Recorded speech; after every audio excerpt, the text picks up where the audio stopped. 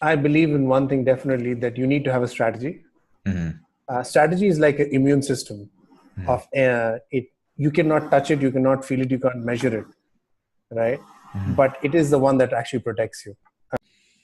Hey, what's going on, guys? Today I interview Pritish Sanyal.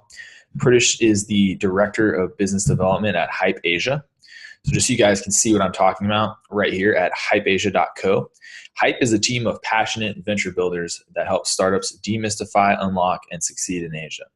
So what they do, you can read right here, is we are passionate venture builders who help startups expand into Asia by leveraging our local market expertise, operational networks, and proven experience. We partner with founders and investors to scale their businesses into Pan-Asian markets. We expand the addressable market potential for our partners, work hand in hand with stakeholders to build long-term winning businesses. So they work with people that want to expand their business into Asia, and they help them with their local market expertise. You can see Pritish right here. Again, he is their Director of Business Development, and you can see his long list of accomplishments and companies that he has worked with. I highly encourage you guys to go visit Hype Asia, as they're working with a lot of interesting companies. In particular, Pritish is working with Circus, a company that helps event companies to acquire customers and partner with brands that need people that are going to be attending their events. So again, this is Pritish Sanyal, and without further ado, I will get to this interview. Sure, please. Okay. Fire away. Definitely. So the first one is, you work at a venture builder called Hype. Can you tell people what a venture builder is and what some of your roles and responsibilities are at that venture builder? Sure. Hype Asia is basically a unique venture building model. So what we do is we help growth stage startups or businesses actually scale in different markets across Asia. Now, this could be a business in Singapore within Asia and who wants to scale and build a landing team in Hong Kong, China, Korea, wherever that may be. Or it could be a Western startup which is based in the US or Europe, and they want to come and set up their landing teams in Asia. So what we do basically, we look at them as partners, and we come in with a model which is called build, operate, transfer, where we come in as interim GMs or growth advisors, because we have the understanding of the local market across different regions and countries in Asia. We help them actually build their landing teams, which is build their supply, build their demand, build their initial operations, and then transfer the business back. So, and we do this in a period of 6 to 9 months. This is basically rapidly scaling their business into a new region. Oh, wow. Okay. There's a lot of directions we could go with that. One really quick, directly related to that is, if you're trying to scale in a new, location, as you said, with the landing team, it sounds like there's a lot of different ways you could approach that. This might be too general of a question, but what channels have you found, whether that's direct face-to-face or specific type of online advertising, that it's like a go-to for Hype to scale some of these companies? Are there any? Yeah, they are great. That is a great question. When we started this model off, we were like looking at what would be the best way to optimize our time and get to the right partners, right? Because there are a lot of startups which raise money, but they may not be in the expansion mode. Yeah. So what we did, we tried different models, and the most effective model to date has been actually working with investors and VCs. People who are in the ecosystem, who are investing money into startups, who need to scale. So we actually work with a lot of investors and experts in the region, as well as in the West, who already know among their portfolios which one needs to scale, right? And we actually reach out to them, and then they make an introduction. Because we are a small team of 9 people. So we, in a year, would probably do 4 to 5 maximum projects. Yeah. Because once we lock ourselves into a project or scaling a business, we cannot lock out of it. Yes. So we have to be very, very cautious who we start to partner with and where we can add tremendous value. Okay, so for Hype itself, trying to bring business in, your best channel has been working with VCs and their portfolio companies. Yes, that's right. So the other question I was wondering about, which that's a whole nother topic, how you get business, is for the companies you're working with. Are there any that you guys hype the channels you use for them that have worked well in Asia? Because, for instance, here in the US in the last year or two, Facebook advertising was a channel every company was using. Yeah. Among all the other ones they were testing. Is there anything similar for companies in Asia? I mean, are all the channels the exact same, or are there ones, I'm thinking of all the social media apps people use there that maybe aren't even used in the US? Right. In terms of social media channels, I think in Asia, it is very, very different in different regions. But obviously countries which have English as a language, as a prominent language, they do have the Twitter, Facebook, Instagram, Snapchat, LinkedIn as the core social media products that work. But definitely the minute you leave countries which are not English focused, like Korea, Russia, China, they have their own social media products going on. These are the nuances we need to understand. If you look at Hong Kong, I'll just give you an example, right? Though this is an English speaking region in Asia, Twitter doesn't have a strong presence. WeChat also doesn't have a strong presence. It's actually Facebook and Instagram which actually has the massive mass following here, and LinkedIn. Yeah. But the minute you actually walk into China, you're talking about Baidu, the Google search representative. Then there is Weibo. Then there is WeChat and many different things. But obviously those products are very China centric. Yeah. The minute you go to Korea, the search engine and products that work are Naver. When you go to Japan, it is Yahoo. When you go to Russia, it's Yandex. So different regions, different social media products, but there is sort of a unification where English is used at a certain optimum level. Okay. Yeah, that seems like that could get pretty difficult, the learning curve for marketers if you're moving around to any of these countries. Yeah, it is. Yeah, that's the project. Okay, so you're at Hype. I saw that it looked like you were working at a portfolio company or the project you're on for Circus. Is that the case? And I saw that, Circus, it says Circus is a platform to curate a targeted group of tastemakers for clients. So I was just wondering what tastemakers are. Can you talk about your work at Circus, why you're working with that company? Sure. So Circus is actually a very interesting product. It is basically in the event space. So what it does, it connects event goers and event organizers, right? Let me give you an example. Let's say Nike wants to organize a launch event, right? And it needs a target audience of, let's say, 18 to 25-year-old, right, who have a certain income level, who they want to attract and come to this launch event, right? Circus actually provides that access to Nike to aggregate these users to come and attend these launch events for certain incentives, maybe exclusive access, could be some giveaways, where they are actually getting the target audience to come in. Now, traditionally, how that would be being done is that Nike would work with an events agency or a PR agency, or spend money digitally, Google or Facebook, right, to attract the audience to come and attend. So it's actually, in a way, disrupting how events work. Yeah, traditional event partnerships. Yeah. So the thing is, when we look at such businesses, we look at if they are going against the conventional wisdom. Right? 8 years ago, lending your room out, or lending your car, or using your car as a service was not a conventional wisdom thought. Yeah. That is where actually disruption sort of happens, when you're going against what the society believes in.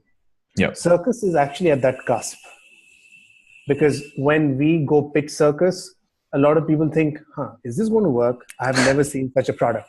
Yes. Yeah. Right. Yeah. So that is where the challenge comes in. That's where we are excited about. Yeah. So that certainly is. And is this only for the Asian market, or is Circus aimed at everyone? Or are people going to be are you trying to pitch Circus for US customers as well? US customers as well. This is the best part. Circus just launched a digital activation. So physical activation is where Nike wants physical people to come and actually interact with the brand. Yeah.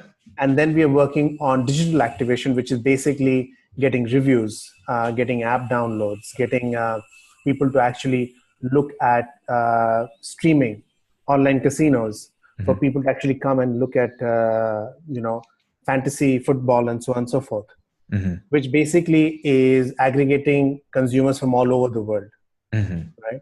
Let's say there's a fantasy football or a online casino in China which wants to attract US-based users, right? So we can actually set up a digital activation for them to attract US-based customers.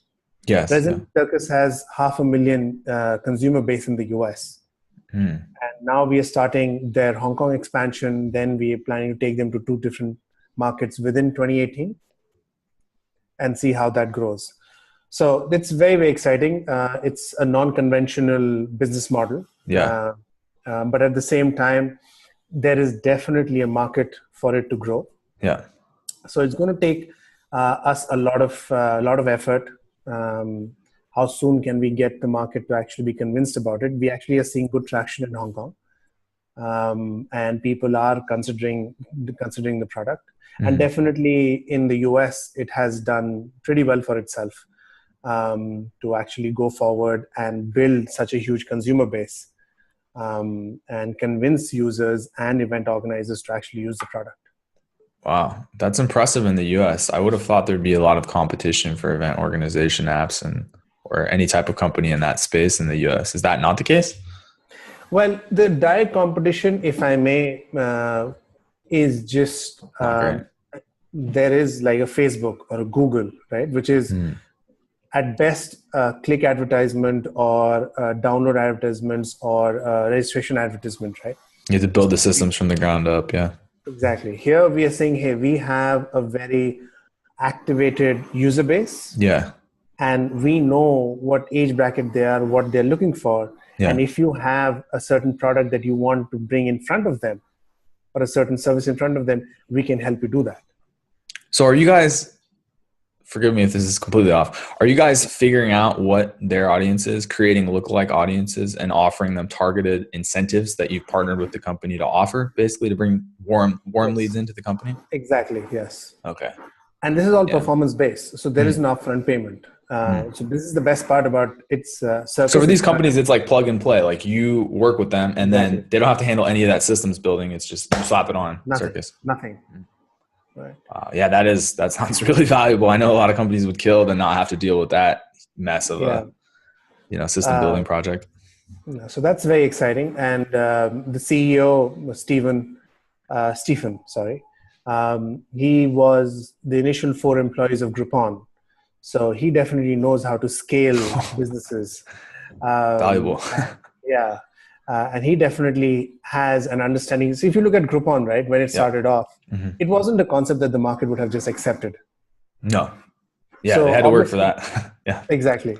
So obviously, this business has the right CEO in place who actually understands what unconventional ideas are. That makes the company very, very exciting. Yeah, that's really exciting. Wow, you guys must be, no wonder you're at the office. So that's exciting thing to work on. That's awesome. So, lucky you. So, okay, before Hype, how did you get to this point in your career? Because I think a lot of people are wondering, a lot of people watching this probably want to become, entrepreneurs, do something on their own. So you've really, it seemed like, taken a lot of stepping stones to leverage your career to get to the point you're at now. So how did you exactly get there? Are there any takeaways that could help other people watching this? I believe in one thing definitely, that you need to have a strategy. Strategy is like an immune system of it. You cannot touch it, you cannot feel it, you can't measure it, right? But it is the one that actually protects you. It's good. And that's a fact, right? Yeah. And when I started off at Accenture and worked there for 5 years, and I was in pharmaceuticals. Then I did my first startup back in India in 2008 when startups was not a thing to do. And smartphones were just introduced in 2007 by iPhone, the concept. And since then, my journey started in startups, in small businesses. And since then, I have been in pharmaceuticals, e-commerce, hospitality, education, food and beverages. Yeah, I saw you have So a huge background, like everything. yeah, I have actually gone through a few industries and in depth. So that gave me a lot of insight to where the market is. When I landed in Hong Kong after my MBA, again, startups wasn't a very popular thing here. The startup craze started off late 2012, 2013, Yep. and then suddenly took off. And a lot of people are trying to get into that space, which is great, because startups that we are working with, the startups that are going to come up are going to be the next corporations of the world. No denial, right? Yeah. Facebook and Google are the IBMs of the world now. So that's great. But I think a lot of people come in thinking of quick wins. That doesn't ever happen. It's a lot of hard work. And a lot of people see startups from the outside as if they're very sexy and very lucrative. That's actually not the case. Startups are very difficult to take anything off the ground. It's like, giving birth to a baby and making it learn and feed and, all that stuff. Yeah. But at the same time, I think what I have realized about entrepreneurship is this. You don't need a true entrepreneur who really, really has an itch to build something, will go and build it irrespective of what age, stage, or situation they are in. They will not stop. But if you are asking people to validate, hey, should I go become an entrepreneur? Then I think you're not ready yet, or you're not onto an idea which is actually burning you up. Yeah. Like, I have met people who are entrepreneurs when they had full-fledged families, right? They didn't have money. And they had all the reasons. If I look at them, I would probably advise them, man, you should get a job, dude. Exactly. Right. But this person would go ahead and still do it. Yeah. These guys are not waiting for anybody else to validate it. Yeah. So when people ask me that, should I become an entrepreneur? That's when I know that they don't want to be an entrepreneur. They're just trying to ride the wave. Yes. Right. Yeah. There are other people who come in and say, hey, I have this idea. I've already started the website. Then I know that this person is really serious about this. Yeah. But that doesn't confirm anybody's success. Success comes from grit. Yeah. And absolute determination of not giving up. That's what it is. And I've worked across multiple ideas, multiple teams. I think one thing that I've really realized by working with a lot of startups is that the ultimate thing is your team. An average idea can be turned into a huge success by a brilliant team. A brilliant idea whose time has actually come will turn into dust if the team is average or doesn't work well with each other. Yeah. Yes. I've heard that and I've definitely experienced it. That's awesome. So you talked a lot about, teams, and you've worked with a lot of entrepreneurs. Why did you decide you wanted to work in Asia? Is there any reason? What do you like about working there or working with Asian entrepreneurs? One, I got lucky that I was born in Asia. Fair enough. Yeah. Second thing is that I think there is so much of opportunity. I see US as a holistic market, which is brilliant. I think it's like you're trying to solve a problem from in a given set, which is brilliant. Asia, I think, has its own challenges, but I think at the same time, there's so much unmet need. Yes. Right, for products which have actually figured out the product market fit. The scalability is a high possibility across multiple markets. Yes. Right? Yeah. Also, the other thing that we realize because of being here and the boom of startups is that finding money or investors is not that difficult if you have actually figured the right product, right pitch, and you have been able to show traction. Oh, wow. Yeah. Because I know there are a lot of entrepreneurs do say, hey, money is difficult, investors are difficult. The reason being difficult is because there's something wrong with the pitch, or they're just not approaching the right person. Yes. Yeah. Because again, I would give the examples of there's so many people who are raising money. How they're doing it. They don't have a magical wand. Yeah. Right? Yeah.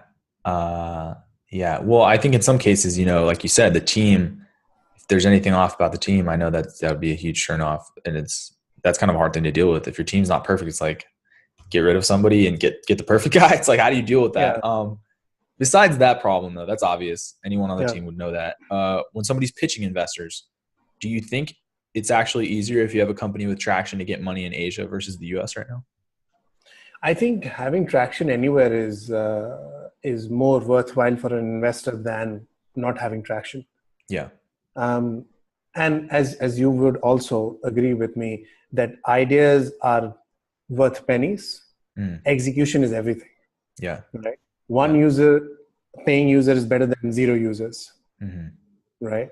So validation comes from when people actually start using the product. Right. So when you go to an investor and you pitch and say, hey, I have 10 users, then I have zero users, it doesn't really make me that compelled about the whole idea. Yes. Right? Understandable. Yeah. So I think validation by users definitely is, and that's why we always believe in MVP. Even this is as simple, right? Yeah. Founders who actually set up a dummy website, right? And say, hey, this is my idea, or this product is coming out. Will you sign up? Even that level of validation is worth than nothing. If you can tell me, hey, 300 people signed up for this Launch Rock website, where I just said, hey, this is my service offering, that's worth more than saying, hey, this is my brilliant idea, this is the market size, and this is how I'm going to go about it. Yeah. Yeah. Right? So that's always very, very key. Yes, at the same time, Asia is becoming very competitive because there is a lot of supply of labor, good people, intelligent people, very hardworking. So replicating a business or creating a business from scratch isn't the biggest challenge here.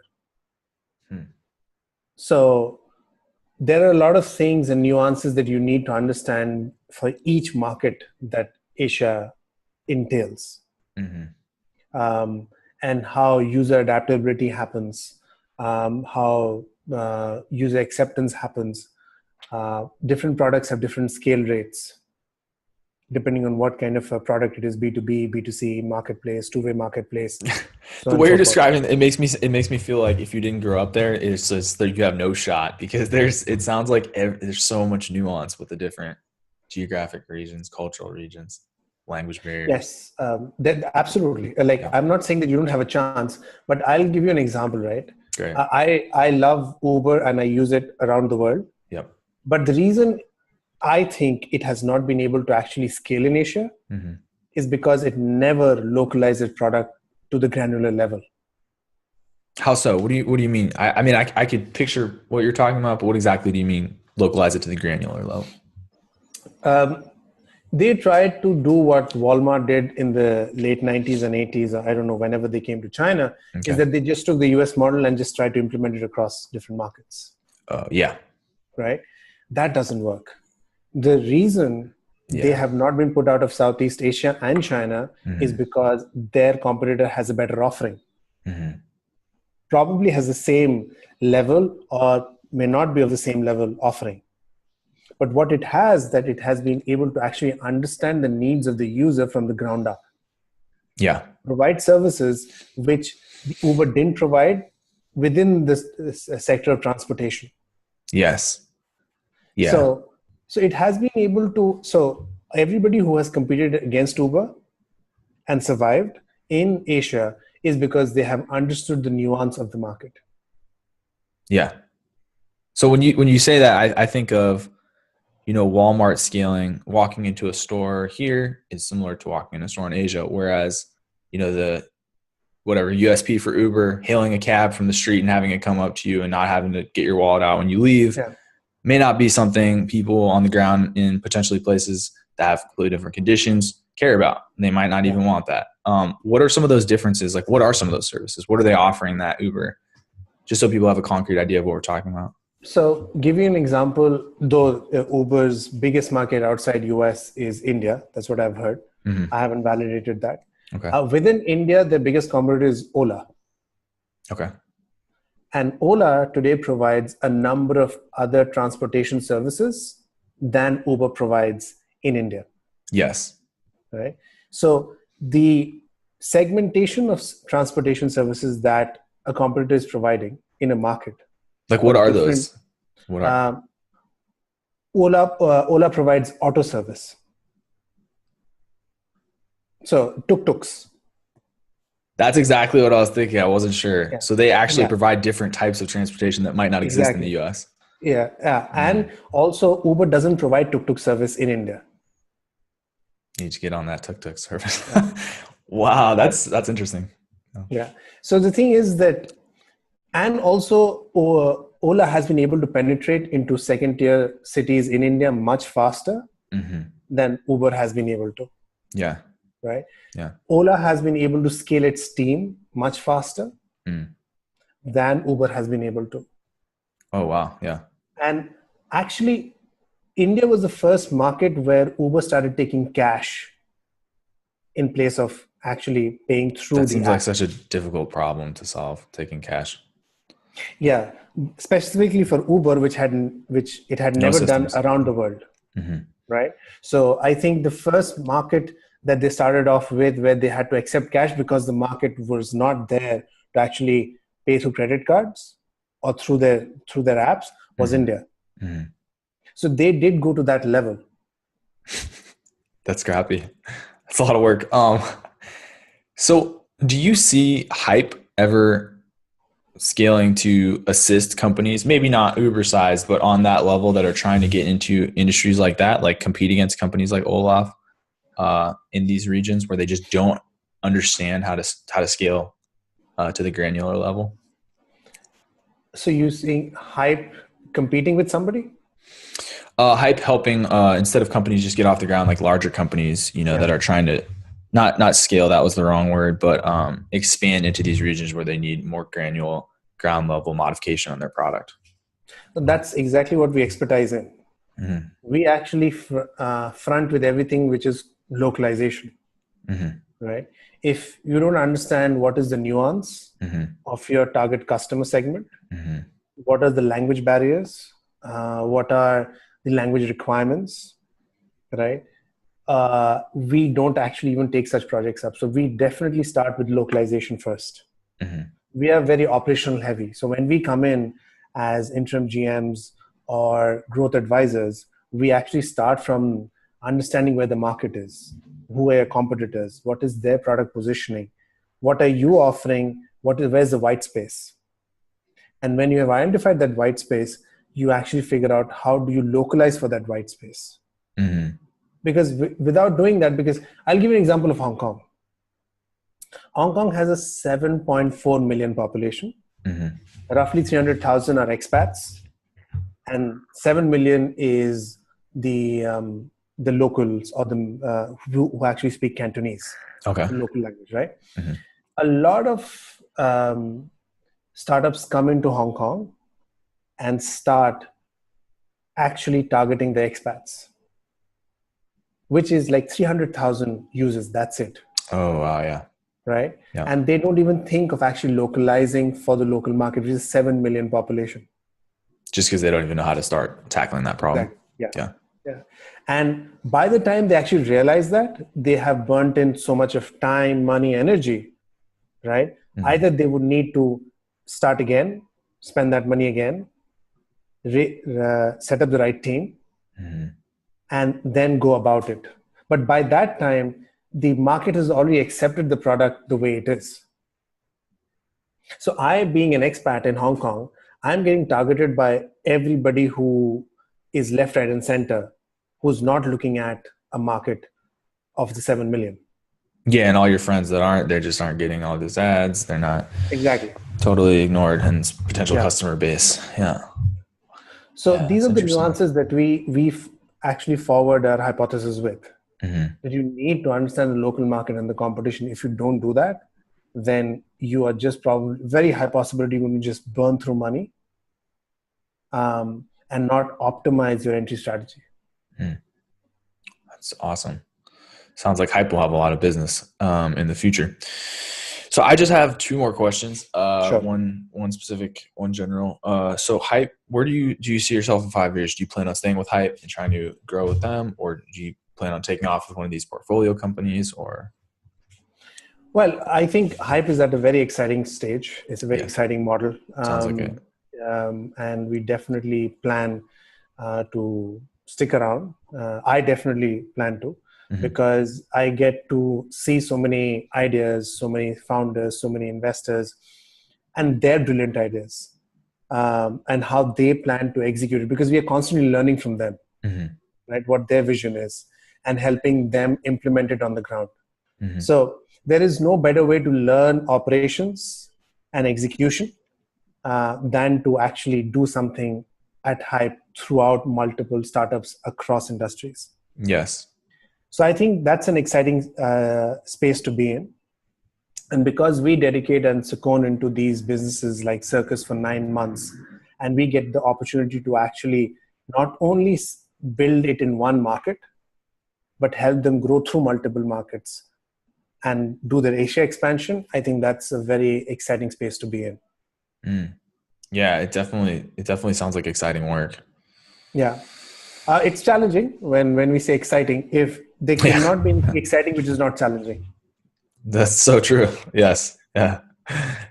And yeah, for everyone that doesn't know, I guess it's 8. God, it's almost 9 o'clock Hong Kong time, or 10 o'clock, and you're in the office. So long day. Long day. So last question. Sure. Would be for entrepreneurs specifically that they want to start something on their own with the team. Well, what you talked about strategy earlier. What strategy would you have for them? What advice in terms of types of education or resources they should use? Like any advice you'd have for those people? Sure. I think let's start with education, right? Yeah. I think there is no specific education that you need to be an entrepreneur. I have met, I'm sure you would have met, a lot of people from different walks of life, people who have studied science all their life, have been doctors, or done general business degrees, walk into entrepreneurship and do an amazing job there. So education-wise, I don't think you need to have anything in specific. There is a lot of available content online, courses that you can go through. Yes, definitely I would suggest. Now, a lot of content is coming online, which is not that great. I would be very about that. But again, I think there are good resources to follow. Y Combinator is definitely something which is a North Star. Paul Graham's blogs are very good. So good. Yeah. And I completely understand why he takes sometimes 6 months to even write one piece. Yeah. And it probably takes me a year to even understand what he wrote. I think How to Create Wealth, I think that's what it's called, is like my favorite essay ever that he wrote. It's so good. Yeah. It is just amazing, right? So there is a genius level content available free. So if anybody tells me that I need to get educated to be an entrepreneur, I think they haven't figured it out yet. Second, I think in terms of tools and resources, again, umpty number of tools and resources available. See, there are two ways of looking at it, right? If you're not Elon Musk or trying to solve a problem like Elon Musk, you need to first build demand, then you build supply. Because what Elon Musk is trying to build, and I'm not saying that he's the only person, I'm just giving an example. What he's trying to build doesn't even exist per se. That's just at a scale level. Yes, but it's something that obviously you don't have to build a demand for. Exactly, right? You will only know when you have built it that is there any demand for it, right? Most of the times, the business that we are working for already has the supply enough, right? But they're packaging it in a different way. So when you're doing that, you need to go and validate the idea. So first build demand. First sell the business idea, then go build it, right? So in that case, what you need to do as an entrepreneur on day one is to validate your idea. Speak to 50 people. I am so surprised that people who actually go into this full-fledged don't even take focus group ideas of like 50 people and speak, hey, I have this idea. What do you think? Hmm. right? And they just jump into it. Yeah. I'm not saying that you should speak to 50 people and not take the thought of actually jumping in, but you should validate it and get their inputs and see what they think about it. Mm. So study wise, there's enough content online. Tool wise, there's enough tools online. On the execution side, validate the idea, build demand. And while you're doing this, start figuring out your team. Yeah. The co-founders, very, very key. Yeah. Right? Once you have done that, start figuring out and telling your family and friends, guys, you can forget about me. And So true. Wow, that's awesome. It sounds like you're an expert at the MVP process, setting up a business. Oh man, I'm realizing we could have made the whole thing about that. It sounds like you have a wealth of knowledge on that topic. So maybe someday I'll follow up.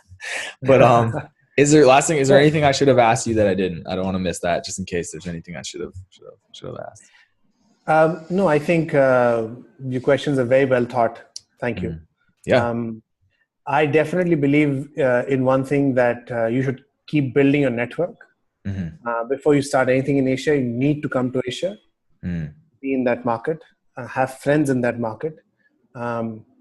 This is interesting. One thing that I've never thought, and while we are speaking, this came up. Yeah, awesome. If you think of actually launching in Korea, Yeah. right, Yeah. you should definitely make 5 Korean friends. And I can tell you this, you will find 5 Koreans somewhere in the world, or specifically if you live in a popular place. They're there. Right? They're there. Yeah. Right? And even if they have not lived in Korea, they probably are more closer to the Korean culture than you are. Yeah. Yeah. Right? But to be clear, you mean this for any culture? In any culture, yeah. It could be Chinese, it could be Korean, it could be Indian. I'm just saying, like, you cannot probably, if you've never been to Asia, you can land here, stay here for a month, for a few months, as long as it can. But if you want to continuously learn about the culture, you need to have friends from that country.